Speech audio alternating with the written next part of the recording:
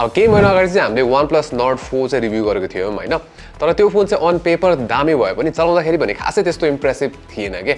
र त्यो फोनलाई चाहिँ अब त्यही भएर पनि होला OnePlus नेपालले चाहिँ फोन लन्च गरेको 6 महिना नबित्दै रिप्लेस गर्नको लागि चाहिँ OnePlus Nord 5 चाहिँ भित्राइसकेको छ अब यो चाहिँ OnePlus Nord 4 को लागि अलि स्याड कुरा हो भने OnePlus नेपालको लागि चाहिँ इट्स अ गुड मुभ किनभने OnePlus Nord 4 चाहिँ नेपालमा ढिला लन्च भएको थियो जसले गर्दाखेरि त्यो फोनको जुन यस्तो कम्पिटेटिभ स्मार्टफोन मार्केटमा चाहिँ जुन त्यो एज हुन्छ नि कम्पिटेटिभ एज चाहिँ गइसकेको थियो के तर Nord 5 चाहिँ नेपालमा इन्टरनेसनल लन्च सँगै नेपाल भित्रेको छ जसले गर्दाखेरि चाहिँ त्यो फ्रेस प्रोडक्टको तातो जुन हाइप हुन्छ नि त्यसको चाहिँ OnePlus नेपालले मजाले क्यापिटलाइज गर्न सक्छ अब हाइप त भयो ठिकै छ तर OnePlus Nord 5 फोन चाहिँ कस्तो छ त स्पेशली आफ्टर OnePlus Nord 4 को underwhelming performance पश्चात let's see in this video I am Anmol Shrestha and you watching टेकलेक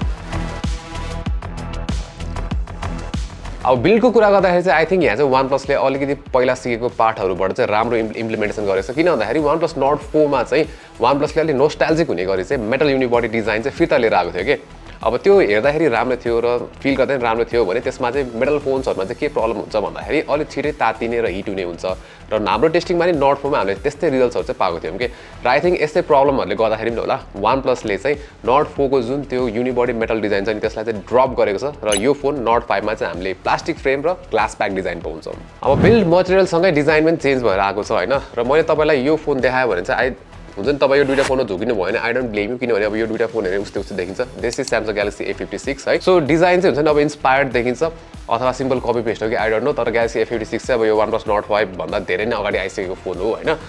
यति भन्छेपछि हुन्छ नि यो फोनको डिजाइनको ओपिनियन चाहिँ के छ भनेर चाहिँ I don't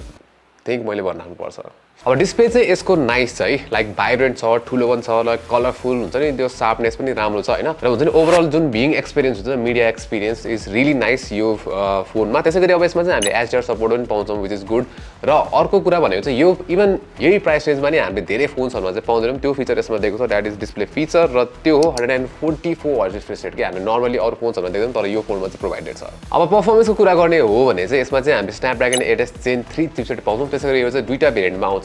8 256 GB storage variant त्यसैगरी अर्को भनेको चाहिँ 12 512 GB स्टोरेज भेरिएन्टमा र Nord 5 को बेन्चमार्क स्कोर चाहिँ अलि सरप्राइजिङ छ है लाइक राम्रो भएर हैन कि तर सोचेको भन्दा अलि कम स्कोर्स देखेर के सो अब OnePlus Nord 4 सँग कम्पेयर गर्ने हो भने त लाइक सबै बेन्चमार्किङ प्लेटफर्म्सहरुमा बेटर परफर्मेन्स दिन्छ तर फेरि OnePlus Nord 5 सँगै लन्च भएको अलिकति budget alternative OnePlus Nord C5 सँग कम्पेयर गर्ने हो भने लाइक कुनै स्कोर्सहरु त लाइक सरप्राइजिङ छ के र ठ्याक्कै थाहा पाउनुहुन्छ तपाईले यस्तो स्कोर्स हेर्नु भए चाहिँ म किन सरप्राइज भयो भनेर अब यो बेन्चमार्क्सहरुमा हामीले राम्रो डिफरेन्स देख्ने भनेको चाहिँ Geekbench 6 मा मात्रै हो हैन अब त्यसपछि AnTuTu मा यसो हेर्ने हो भने Nord 5 2% ले मात्र बेटर छ C5 भन्दा जुन चाहिँ अलि नेग्लिजिबल हो त्यसैगरी 3D मार्कको स्कोर्स हेर्ने हो भने Nord C5 नै अगाडि छ के यो स्कोर्सहरु प्लस प्राइसलाई कन्सिडर गर्ने हो भने त Nord C5 अलमोस्ट 40% सस्तो छ के Nord 5 भन्दा र यही बेन्चमार्क्सहरु रिरन गरेर हेर्दाखेरि चाहिँ मैले टेम्परेचर चाहिँ 45 डिग्री सेल्सियस सम्म पुगेको भेटाए फोनमा हैन सो हिट अप चाहिँ डेफिनेटली हुन्छ यस्तो बेन्चमार्क्सहरु हेभी टास्क गर्दाखेरि त्यसैगरी गेम खेल्दाखेरि पनि डिसेन्ट अमाउन्ट लाइक 39 डिग्री सम्म चाहिँ क्लक गरेको थिए गेन्सिन ब्याट खेल्दाखेरि चाहिँ गेन्सिनकै कुरा गर्दाखेरि चाहिँ मैले हाईएस्ट सेटिङ्स र 60 fps मा राखेर खेल्दाखेरि 51.5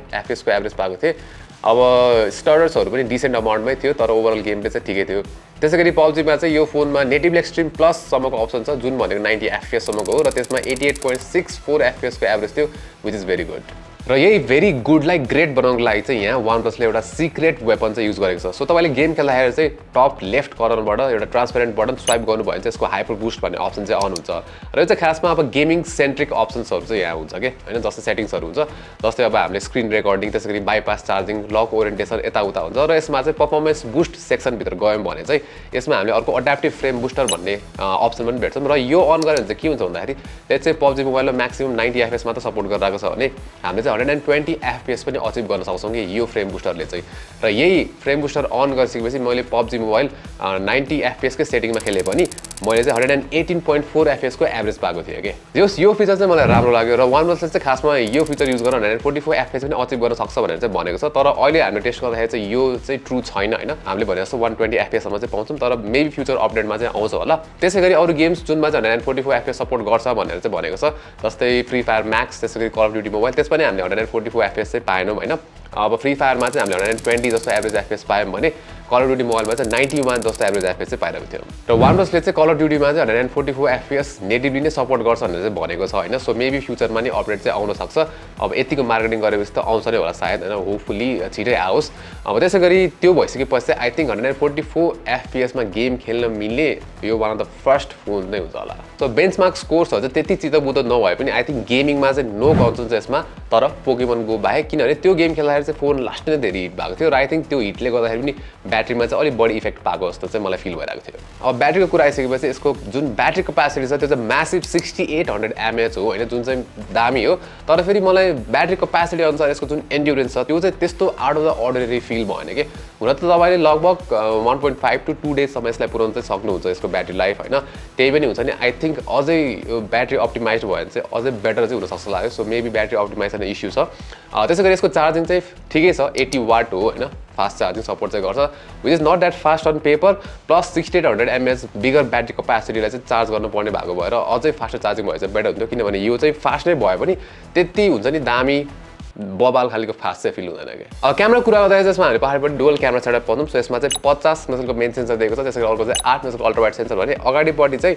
म्यासिभ 50 मेगापिक्सलको सेल्फी क्यामेरा दिएको छ कि सो अब OnePlusले मार्केट गर्दाखेरि चाहिँ यसमा चाहिँ हुन्छ नि मेन क्यामेरामा चाहिँ OnePlus 13 को चाहिँ युज गरेको छ जुन मेन सेन्सर त्यसै गरी जुन अगाडिको सेल्फी सेन्सर छ नि त्यो पनि 2025 अल्ट्राबाट लिएको भने चाहिँ मार्केट गर्छ एन्ड द्याट इज Xiaomi 15 अल्ट्राको चाहिँ अल्ट्रा वाइड लेन्स जुन छ त्यो चाहिँ एज अ सेल्फी क्यामेरा चाहिँ युज गरेको छ अब यो क्यामेरा सेन्सरहरू युज भएको कारणले गर्दाखेरि चाहिँ मेरो एक्सपेक्टेसन अलि हाई नै थियो होइन तर रिजल्ट्स आर जस्ट डिसेन्ट अब फोटोजमा चाहिँ डिटेल्सहरू ठिकठाक देखिन्छ जुम नगर्दासम्म अनि फोनले कन्सिस्टेन्टली स्ट्रगल गर्ने भनेको चाहिँ एक्सपोजरमा हो प्रायः अलिक ओभर एक्सपोज छ भने अल्ट्रा वाइडले चाहिँ फोटोहरू अन्डर एक्सपोज पनि गरिरहेको थियो अब अल्ट्रा वाइड र मेन क्यामेरामा कलर शिफ्ट नोटिस हुन्छ अल्ट्रा वाइड सर्ट्सहरू अलिक कन्ट्रास्ट हेभी छ भने डिटेल्स चाहिँ लगभग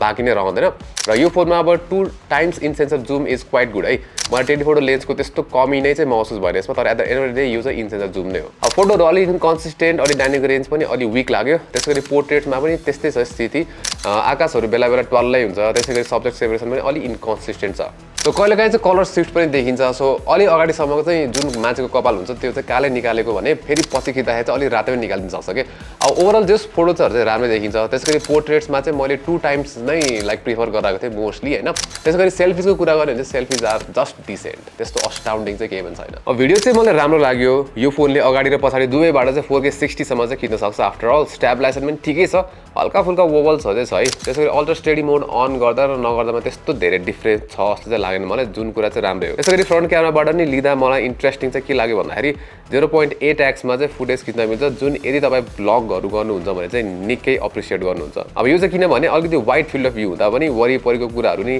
देखाउन सकिन्छ त्यसै गरी फ्रन्ट क्यामेराबाट 0.8x मा भिडियो लिन मिल्ने चाहिँ राम्रो टच लाग्यो मलाई अब सफ्टवेयरलाई लिएर चाहिँ म अलिकति कन्सर्न थिएँ होइन अब हुन त फेरि oxygen OS one of the best Android skin नै हो सो किन कन्सर्न भन्दाखेरि चाहिँ जुन हामीले नट 4 चलायौँ नि नट 4 चलाउँदाखेरि चाहिँ त्यसको सफ्टवेयर एक्सपिरियन्स भने हामीलाई अलिकति चिप फिल भएको थियो कि सो त्यसले गर्दा अलिक कन्सर्न थिएँ तर नट 5 मा धन्न त्यस्तो चाहिँ छैन सो एन्ड्रोइड 15 नै हो त्यसै गरी अब अक्सिजन ओएस भर्जन पनि 15 नै भइहाल्यो होइन र oxygen OS one of the better android स्किनहरू हो तर पहिला जस्तो त्यस्तो दामी नै छैन किन भन्दाखेरि आजकल चाहिँ आई थिङ्क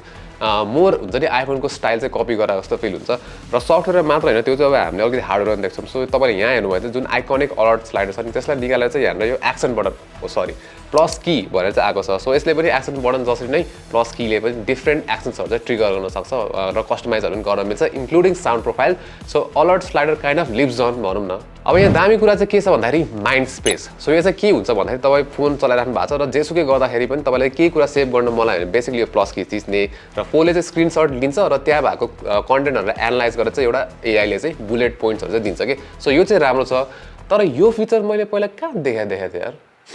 वेल बेसिकली यो चाहिँ नथिङको इसेन्सियल कीको नक अफ भन्दाखेरि हुन्छ क्या सो बेसिकली हामीले नथिङमा चाहिँ के हुन्थ्यो भन्दाखेरि इसेन्सियल की थिचेपछि चाहिँ स्क्रिनसट लिन्थ्यो र भोइस नोट्स पनि एड गर्न मिल्ने अप्सन थियो भने त्यो चाहिँ यसमा छैन तर माइन्ड स्पेसमा राम्रो कुरा चाहिँ के छ भन्दाखेरि त्यहाँ भएको हामीले जुन नोट्सहरू छ नि त्यो चाहिँ मजाले सर्च गर्न मिल्छ फर फ्युचर रिफरेन्सेस जुन चाहिँ नथिङमा मिल्दैन थियो अब यो सबै कुरा गर्नुको पोइन्ट चाहिँ के हो भन्दाखेरि आजकल चाहिँ वान प्लसको जुन अक्सिजन ओएस छ नि त्यो चाहिँ अलिकति बढी नै कपी पेस्ट हो कि जस्तो फिल हुन्छ ओरिजिनालिटी चाहिँ आफ्नो घट्दै गएको जस्तो फिल हुन्छ त्यसले गर्दाखेरि चाहिँ वान प्लसको जुन अक्सिजन ओएस छ नि त्यसको चाहिँ सोल अलिकति हुन्छ नि लाइक सोललेस जस्तो फिल भइरहेको जस्तो भनौँ न। र OnePlusले चाहिँ यो फोनमा चाहिँ AI फिचरहरू पनि हुन्छ नि लाइक हाइलाइट गरिरहेको छ र वान अफ द फिचर भनेको चाहिँ युनिभर्सल सर्च हो। सो यसमा चाहिँ हामीले अन डिभाइस फोटोजहरू पनि सर्च गर्न सक्छौँ र अब यसमा चाहिँ के छ भन्दाखेरि अन डिभाइस डेटाले भन्दाखेरि पनि हुन्छ नि लाइक एप रेकमेन्डेसनले बढी प्रायोरिटी पाएको देखेँ कि मैले। सो यो चाहिँ एउटा एड देखाउने बाहना हो कि जस्तो नि फिल लाग्यो। तर अब फोन हेरिकन र प्राइस हेरिकन चाहिँ I can live with that र यसले लिएर आउँछ मलाई कन्क्लुजनतर्फ। सो कस्तो छ त OnePlus Nord 5? It is good. तर तपाईँले यो भिडियो हेर्दाखेरि चाहिँ तपाईँलाई म अलिक बढी नै क्रिटिकल भयो कि जस्तो नि फिल हुनसक्छ। तर त्यो चाहिँ किन भन्दाखेरि अब लेट्स चाहिँ एउटा अलि कोच चाहिँ हुन्छ नि जो स्पोर्ट्स कोच भनौँ न, त्यो चाहिँ आफ्नो बेस्ट प्लेयर्सहरूप्रति अलिक बढी क्रिटिकल हुन्छ नि त लाइक अझै राम्रो गरोस् भनेर। र मलाई पनि आई थिङ्क यो फोन लिएर चाहिँ त्यस्तै नै फिल भएको छ किन भन्दाखेरि यो चाहिँ मलाई फोन मन परेर हो कि। लेट्स चाहिँ अब यसको पर्फर्मेन्स अझै सोचेको जस्तो भएन, त्यहाँ पनि हुन्छ नि अप्टिमाइजेसन गर्ने ठाउँ बाँकी नै छ। लाइक क्यामेरा पनि सोचेको जस्तो भएन, त्यहाँ पनि अझै फ्युचर अपडेट्सहरू आएर मेबी अप्टिमाइज्ड हुनसक्छ भन्ने कुरा छ होइन। सो हुन्छ नि लाइक यो फोन चाहिँ राम्रो छ तर अझै बेटर हुने जुन रुम फर इम्प्रुभमेन्ट चाहिँ त्यहाँ टन्नै नै बाँकी छ कि। तर त्यो भन्दै पनि 65,000 अबभको प्राइस ट्यागमा हेर्ने हो भने यो फोन अलरेडी नै one of the best option हो। सो यो price tag around one of the best performer भनेको चाहिँ यो बाइक Xiaomi 14T हो। तर त्यसलाई पनि यो फोनले मजाले बिट गरिदिन्छ होइन। त्यसै गरी अर्को राम्रो अप्सन भनेको Samsung Galaxy A56 हो with overall very good software, त्यसै गरी नाइस क्यामेरा एक्सपिरियन्स। तर सफ्टवेयरको हेर्ने हो भने हुन्छ नि सफ्टवेयरमा बिट गर्न गाह्रो छ स्यामसङलाई। तर फेरि अरू अप्सन जुन Xiaomi 14T त्यसै गरी Vivo V50 जुन छ त्यसलाई चाहिँ आई थिङ्क Exynosले मजाले नै बिट गर्छ र एक लेभलको सफिस्टिकेसन चाहिँ हामीले यसमा पाउँछौँ। सो हार्डवेयर पनि सोलिड नै छ र सफ्टवेयर पनि सोलिड नै छ। सो फोनको फन्डामेन्टल चाहिँ पर्फेक्ट नै छ कि। र आई थिङ्क प्राइस पनि फेयर नै छ। अब हुन त इन्डियन प्राइससँग कम्पेयर गर्ने हो भने द्याट्स अ डिफ्रेन्ट टपिक होइन। लोभ लाग्दो नै छ इन्डियन प्राइस, त्यो प्राइसमा आएको भए त बबाल नै हुन्थ्यो। तर स्टिल 68,000 को प्राइस ट्यागमा चाहिँ जुन अरू फोन्सहरू आउँछ त्यो हेरिकन OnePlus Nord 5 provides a very better value than every alternatives के। सो यो प्राइसमा it is still a very good deal.